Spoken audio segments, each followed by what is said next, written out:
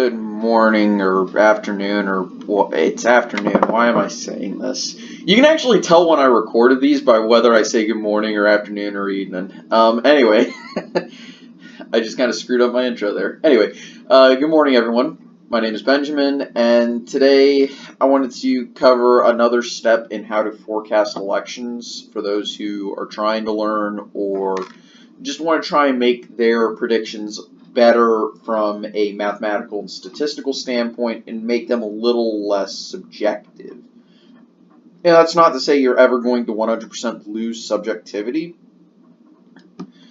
but it's important to try and make your predictions as objective as possible, because if you don't, you're going to allow accusations of bias to creep in. So one of the things I wanted to do is talk about the idea of a trend line, or whether or not the polls are moving and in what direction.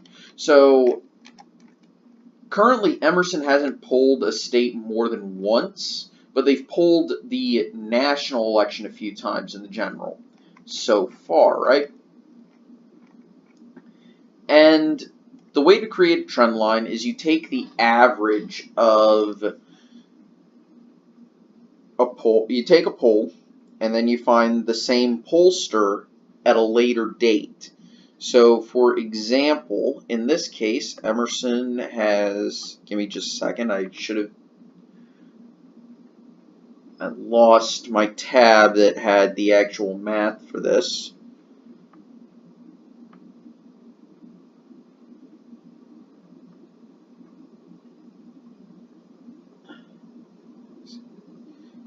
Okay, divided by 8. So this shows a average of 52% for the Democrats and 48% for the Republican. It's actually closer to 52.25 Democrat and 47.75 for the Republican, aka Donald Trump. But rounding is just going to make it easier to establish an actual trend line. And it's going to also make the trend line a little bit smoother and less dramatic. Now you have to understand this is just the overall trend rather than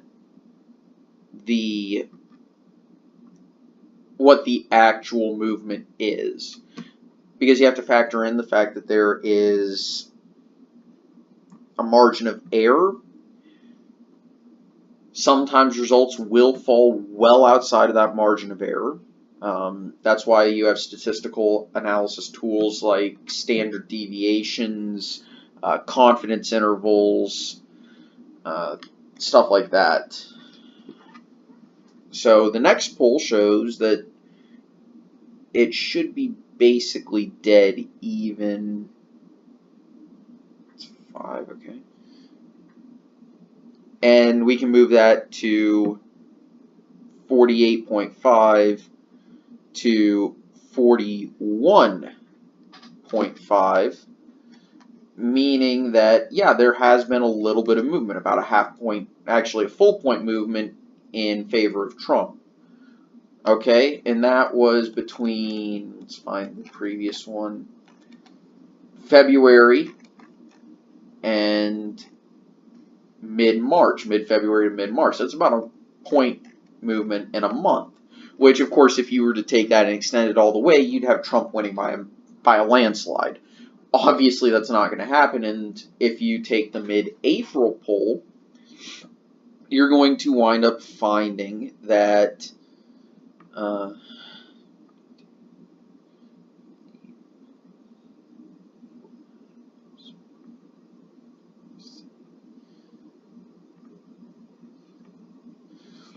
it winds up being dead 50-50. Again, a little bit of rounding here, but that's acceptable for what we're looking at. And that means that since it started, that's 2 points, or actually, I guess 4% movement overall, 2 to Trump, 2 from the Democrats, 4% overall towards Donald Trump in 2 months. That means it's a point. Actually, it'd be 2 points per month, which obviously, again, that's not going to happen. But it does indicate that results are getting closer to Trump. Okay, and I'm just using this as an example. I could use examples of a poll from, say, 92 if I had them at the ready. This is just what I had at the ready.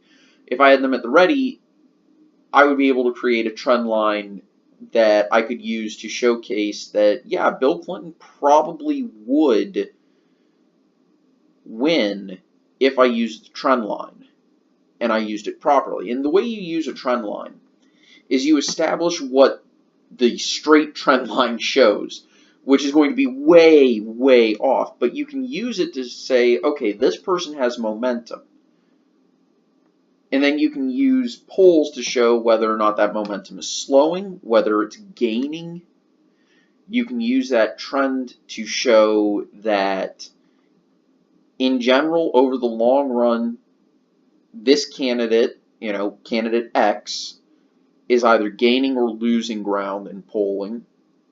And you can factor in that long-term trends tend to be relatively baked in. They're not 100%, obviously. And things often change, especially with certain dramatic events that can happen.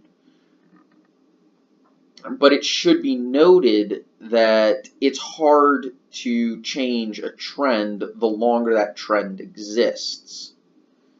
So if we continue to see polling indicate Donald Trump gaining between 0.5% and a full percent in the polls per month, we can assume that Donald Trump's momentum is going to carry him a lot longer than if we find out that it just stalls at 50-50. And if he continues to gain ground, we can actually use that to establish that he may win a comfortable victory, regardless of who the candidate is. Now, obviously, that's just one way you could take it. And you need to use all the mathematical tools available to you when you're going to go this route. And you can use a trend line without actually going deep into the mathematics. You can use it to say, okay, so this is kind of where things are going. I expect it to slow down at some point, and you obviously should, because rarely does a person, especially these days, get more than 53% of the national vote. I think the last time it happened was Obama in 2008. And then the time before that was, it had to have been 92 with, not 92, I'm sorry, 88 with Bush the First. So it's not common to win more than 53% of the vote. And that's about where a person can stall out. So you need to kind of treat it as almost logarithmic at a point. Anyway, thank you for watching. I hope you enjoyed. I'll see you guys next time. Take it easy. Bye.